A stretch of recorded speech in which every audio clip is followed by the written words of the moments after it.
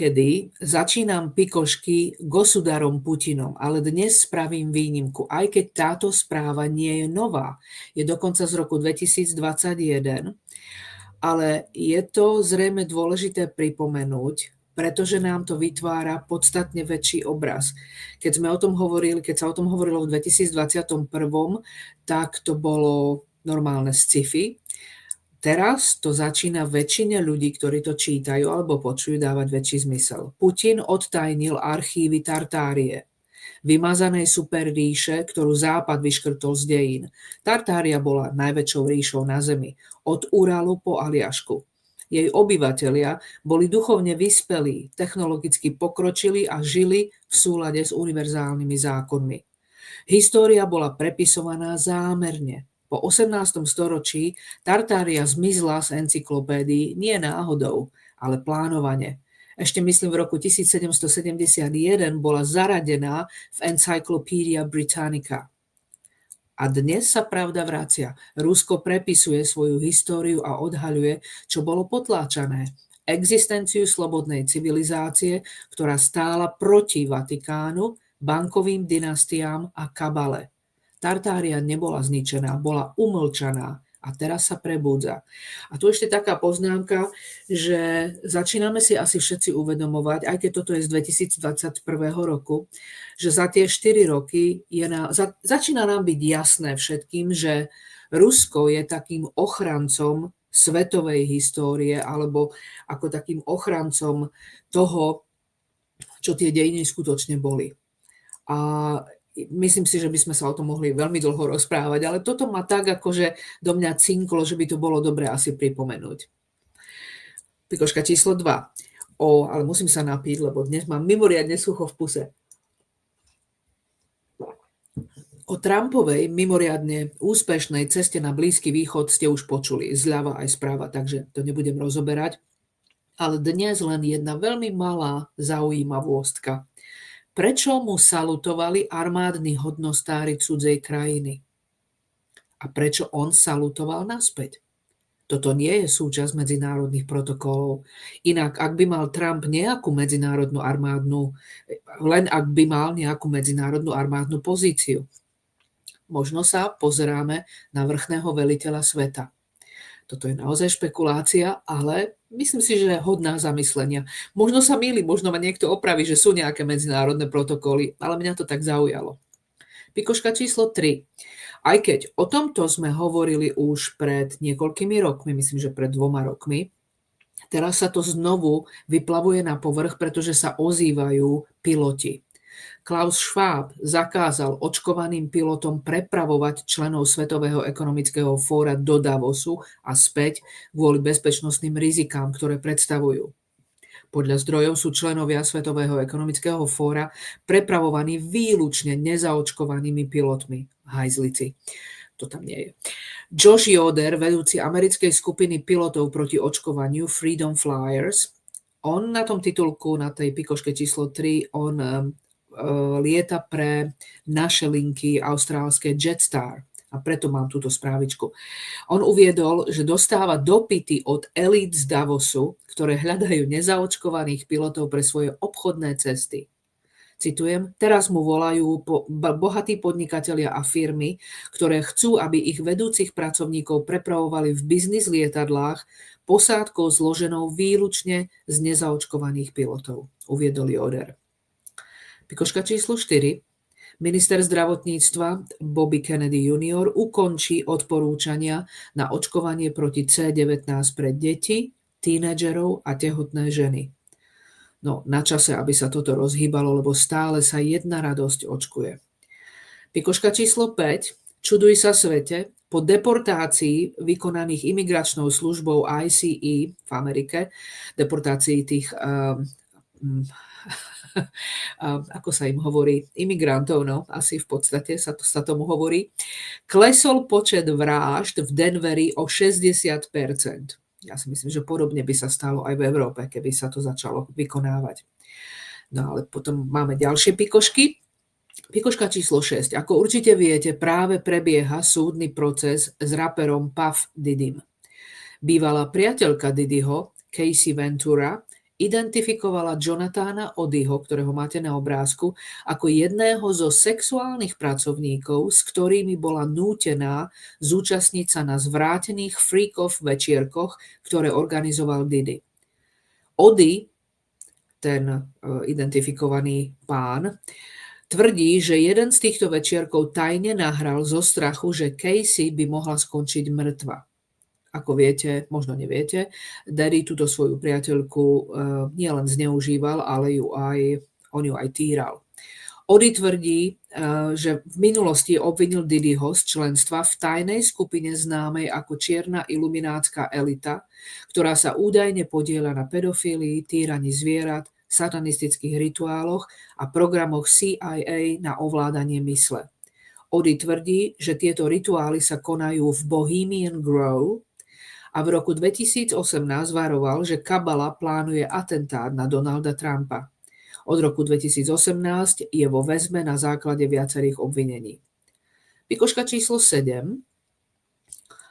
Minulý týždeň sme hovorili o tom, ako si 3 miliardári podporujúci Bidena nafutrovali vrecká obrovskými sumami z daňových poplatníkov peňazí. A už je tu ešte väčší škandál. V okamihu, keď Kamala Harris prehrala voľby, začal Biden posielať demokraticky orientovaným mimovládnym organizáciám a korporáciám 1,3 miliardy dolárov denne, čo bolo takmer 100 miliárd dolárov ešte predtým, než Trump stihol nastúpiť do úradu. Za posledných 15 rokov pritom tá istá úverová agentúra vydala len 40 miliárd dolárov za 15 rokov. Teda približne 8 miliónov denne. Išlo o krádež v rozsahu, aký svet ešte nezažil. Toto je neskutočné, čo sa tam dialo. Ešte sa tam podľa mňa tieto veci stále aj dejú.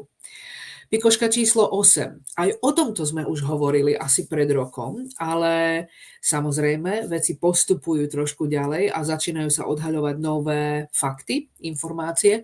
Vysoko v horách Turecka sa nachádza záhadná geologická formácia, o ktorej niektorí výskumníci veria, že by mohla byť pozostatkom Noémovej archy. Podľa Biblie tento obrovský koráb zachránil ľudstvo a všetky druhy zvierat pred zničením počas katastrofickej potopy. Teraz tím amerických výskumníkov pracujúcich pri formácii Durupinar nedaleko vrchu Ararat objavil dôkazy o uhlových štruktúrach a dutine hlboko v hore. Radar prenikajúci do zeme odhalil 4-metrový tunel prechádzajúci stredom formácie a 3 podzemné vrstvy, ktoré zodpovedajú biblickému opisu palúb lode. To je ten istý princíp, alebo podobný princíp, ako sú všetky tie hlboko prienikové radary. Stále to zabudnem, ako sa to povie po slovensky, ale viete, o čo myslím. To isté sa použilo pri Gíze, tam, kde sa objavili tie štruktúry pod Khafreho pyramídou. Takže zaujímavé veci sa podľa mňa ešte dozvieme. Pikoška číslo 9. Jean Decour v tom našom poslednom vysielaní hovoril veľmi zaujímavé veci týkajúce sa Číny a značného úbytku obyvateľstva. Dnes mám len malú správičku priamo od Číňanov, posielajúcich tajné správy rodinám v Austrálii. Aj samotní ľudia si už všímajú nezvyčajné skutočnosti. Muž, ktorý cestoval asi zhruba vzdialenosť 100 míľ po diaľnici, si všimol počas tých 100 míľ 17 pohrebov, ale nie jednu svadbu. Takže asi tak. Toto sú priamo správičky, ktoré si rodinní príslušníci posielajú. Čiže žiadne médiá. Toto je naozaj tajné. Ja som to našla v krúžku ľudí, ktorí podporujú Ricarda Boziho, ktorého som členom. No a pikoška číslo 10. Trump aktivuje vykonávací príkaz. Armáda zabavila zahraničné servery, ktoré dokazujú, že globálna elita sfalšovala voľby v roku 2020. A už je to tu. K 14. máju 2025 vstúpila tichá vojna do otvoreného konfliktu. Prezident Trump, opätovne nastolený po drvivom víťazstve vo voľbách v roku 2024, spustil záverečnú fázu plánu nepretržitej vlády. Spúšťač? Výkonný príkaz 13848. Výsledok? Armádne razie, zhabanie zahraničných serverov, dešifrované digitálne dôkazy. tak keď sa toto prevalí oficiálne, že tie voľby boli zmanipulované, sfalšované, som zvedavá, ako vysvetlia Bidena a ako vysvetlia, kde vlastne Trump vtedy bol a že vlastne armádne riadil krajinu. No a poďme na obrázok číslo 6. Dnes urobím malý špeciál, priatelia. Vy viete, že sa zriedkavo, ak vôbec, vyslovujem k záležitostiam odohrávajúcim sa na rodnej hrude.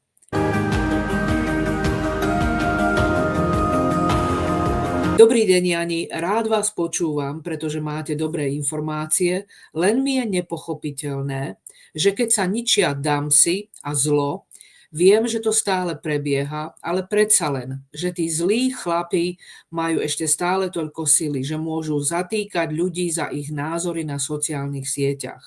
Napadlo mi, či to stále neriadi len tá jedna sila, ktorá kedysi a zásobuje obe bojujúce strany a teda nikdy nemôže prehrať. Proste mám pocit, že toho zla je čoraz viac a veľa dobrých správ okolo seba nevidím. Iba tu rúbu stromy a rozkopávajú cesty.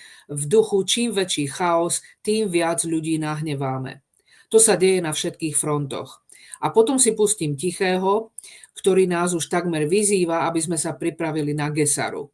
Robí to preto, aby o tom ľudia premýšľali, prešlo to ich myšlienkovým procesom a zakotvilo to v kolektívnom poli. Hovorilo sa aj, že Putin robí poriadok v celej Európe, vo všetkých štátoch, kde sa rozmohol fašizmus a teraz počujem, že Európa si musí prejsť tým, čím si chce prechádzať. Ale my, normálni uvedomelí ľudia, si tým nechceme prechádzať. My chceme pokojný, normálny život v láske, šťastí, miery a pokoji. No, moja odpoveď nie je len pre pána AB, ale aj pre vás všetkých, ktorí máte podobné pocity. Je to celá znôžka pocitov, čo ste napísali a rozumiem vám, ale poprvé, ťahá vás to dolu, nemáte odstup. Chápem, že ten je ťažké si udržať, keď vás ten bordel priamo zasahuje, ale to sa deje nám všetkým. Keď budete iba počúvať, čo niekto hovorí a potom mať očakávania, tak vás to sklame. Putin Európu čistí, ale to na ČTV nebude.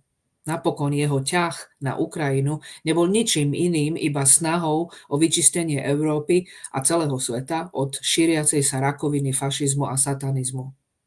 Po druhé, áno, principiálne je to tak, že čím väčší bordel nastane, tým viac ľudí sa nahnevá. To je ako keď upratujete špinavý chliev. Ja si to stále tak predstavujem. Najprv musíte vyhádzať všetok hnoj na hnojisko a až potom ho vystriekate hadicou alebo pozametáte. Po tretie, zámery pána inžiniera Tichého nemôžem hodnotiť.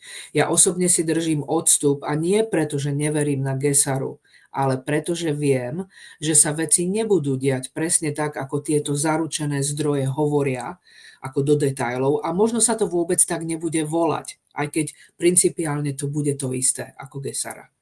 Po štvrté, nemôžete ľuďom nič povedať, nariadiť alebo ich nútiť k názoru. Musia si prejsť svojim vlastným prebudením a keď sa rozhodnú spať, tak ich neprebudí ani atomovka. Po piate, zla nie je viac, iba ho viac vidíte. Po šieste, začnite ten klidný, normálny život v lásce, štestí, klidu a míru žiť bez ohľadu na to, čo sa deje vonku. Tak, toto bol môj komentár ku komentáru. Na Slovensku sa chystá z dotácií Európskej únie postaviť zhruba 260 kusov, dokonca som počula aj číslo 600, 230 až 280 metrov vysokých veterných turbín, čo je katastrofický krok, a to v čase, keď elektrinu v súčasnosti vyvážame. Pokiaľ som správne informovaná, premiér Fico potvrdil, že ideme spustiť ďalší jadrový reaktor. Nebudem sa vyjadrovať k tomu, či je to dobré, zlé a ako, ale veterné mlyny naozaj nepotrebujeme. Dovolte mi urobiť iba zo pár komentárov k týmto Green Dealovým, nezmyselným a mimoriadne škodlivým a nebezpečným mátohám. Nechám hovoriť fakty. Známy denník Sunday Mail odhalil, Desiatky obrovských turbín na veterných farmách v Škótsku boli poháňané dízlovými generátormi. Spoločnosť Scottish Power priznala, že 71 jej veterných turbín bolo pripojených na fosílne palivo po tom, čo sa v sieti vyskytla porucha. Firma uviedla, že bola nútená konať, aby udržala turbíny teplé počas veľmi chladného počasia v decembri. Informátor však pre Sunday Mail uviedol, že tento incident je jedným z viacerých zlyhaní v oblasti životného prostredia a bezpečnosti a ochrany zdravia pri práci. Takže to nie je výnimkou. Na fotografii vidíte, to sa vám môže zdať, že o čom táto fotka je, ale keď sa bližšie pozriete, na fotografii vidíte buldozer, ktorý zakopáva lopatky veterných turbín používaných na zelenú energiu. Tieto lopatky musia byť zlikvidované a v súčasnosti neexistuje spôsob, ako ich recyklovať. Je to úplná fraška.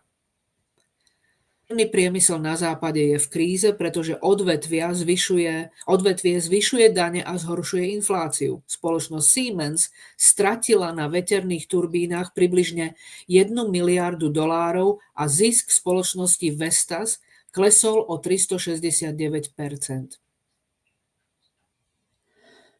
Donald Trump 20. januára, v prvý deň svojho pôsobenia v úrade, neváhal a vydal rozsudok smrti nad veternými elektrárňami na mori. Podpísal exekutívny príkaz, ktorý zastavil vydávanie všetkých nových povolení a obnovovanie projektov veternej energie na federálnej pôde a vo federálnych vodách. Odôvodnil to dôsledkami, ktoré by mohli viesť k vážnym škodám, vrátane negatívnych dopadov na bezpečnosť plavby, dopravu, národnú bezpečnosť, obchodné záujmy a morské cicavce. A ja som si zistila, že tieto turbíny vyslovene to, aké vibrácie vytvárajú tým, ako sa otáčajú, že to vyslovene bolí morské cicavce, bolí to veľryby, delfínov. Skrátka, je to veľmi zlé. Alebo, ako povedal Trump, v ten istý deň na zhromaždení po svojej inaugurácii nebudeme využívať veternú energiu. Veľké, škaredé veterné turbíny ničia vaše okolie. Ja by som mohla, priatelia, pokračovať. Veterné parky predstavujú zásadnú hrozbu pre kvalitu života, zdravie obyvateľov a biodiverzitu našich regiónov. Nízke frekvencie šumu spôsobujú vibroakustické ochorenia, ako aj psychické a fyzické problémy, vrátane nespavosti, neuróz, porúch sústredenia, zvýšenej únavy či kardiovaskulárnych ťažkostí. Tieto projekty navyše menia charakter krajiny z prírodnej na technologicko-industriálnu, znižujú ceny nehnuteľností a ohrozujú úrodnú pôdu vysušovaním a umelou mikroseizmickou negatívne vplývajúcou na kvalitu podzemných vôd. Toxické látky z vrtuľ kontaminujú pôdu, vodu, rastliny, živočíchy, ako aj ich produkty do vzdialenosti 15 kilometrov. K tomu stroboskopický efekt, nočné blikanie a odlesky zhoršujú kvalitu bývania. Pri plánovaných elektrárniach s výškou nad 200 metrov v blízkosti ľudských obydlí ide o výrazné zaťaženie života ľudí v okolí týchto veterných elektrární. Odborné štúdie ohľadom svetelných efektov a trvalého vyrušovania odporúčajú minimálnu vzdialenosť 3 km od obývaných oblastí, no a na Slovensku sa minulý rok upravila legislatíva iba na 1 kilometr.